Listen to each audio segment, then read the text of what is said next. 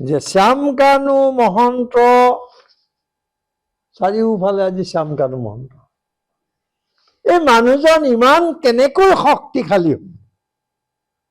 ইমান শক্তিশালী মানুহ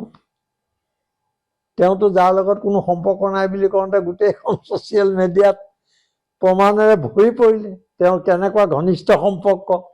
তেওঁ নৰ্থ ইষ্ট ফেষ্টিভেললৈ গৈছে আৰু মই কালি শুনিলোঁ যে অসমৰ 2-3খন শিক্ষানুষ্ঠানৰ গভৰ্ণিং বডিত চৰকাৰে তেওঁক সদস্য হিচাপে মনোনীত কৰিছে কিমান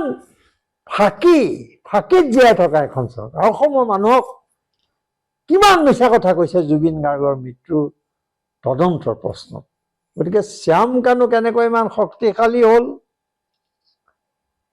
আৰু এই শ্যামকানুৰ লগত মুখ্যমন্ত্ৰীৰ সম্পৰ্ক কেনেধৰণৰ মই এইটো কথা আকৌ কৈছোঁ দেই যদিও প্ৰাসংগিকতা আছে ইয়াৰ যে তেওঁৰ সম্পৰ্ক কেনেধৰণৰ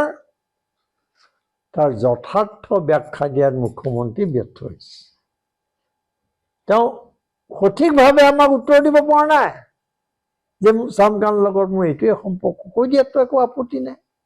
বহুত লগত বহুত সম্পৰ্ক থাকিব পাৰে তেওঁৰ লগত তেওঁ কথাবোৰ কিয় লুকুৱাবলৈ গৈছে শ্যামকানু মহন্তৰ লগত একো নাই বুলি কিয় বুজাব খুজিছে কিন্তু আজি চাৰিওফালে আমাৰ ৰাইজৰ আদালতত এই তথ্যবোৰ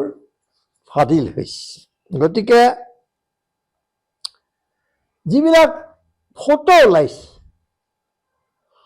আপোনালোকে দেখিছে ছ'চিয়েল মিডিয়াত সেইবিলাকে প্ৰমাণ কৰিছে ইতিমধ্যে প্ৰমাণ হৈ গৈছে স্পষ্টকৈ দেখুৱাইছে যে শ্যামকানুৰ লগত হিমন্ত বিশ্ব শৰ্মাৰ কিমান ঘনিষ্ঠ সম্পৰ্ক লুকুৱাই ৰাখিব পৰা নাই সেইটো ওলাই গ'ল মানুহৰ মাজত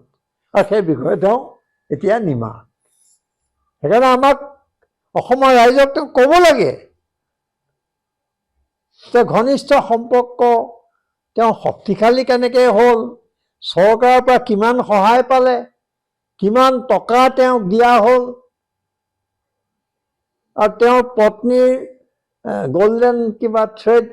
কিবা এটা আছে সেইটোৰ লগত সম্পৰ্ক কি এই কথাবোৰ তেওঁ নিজে স্পষ্ট কৰিব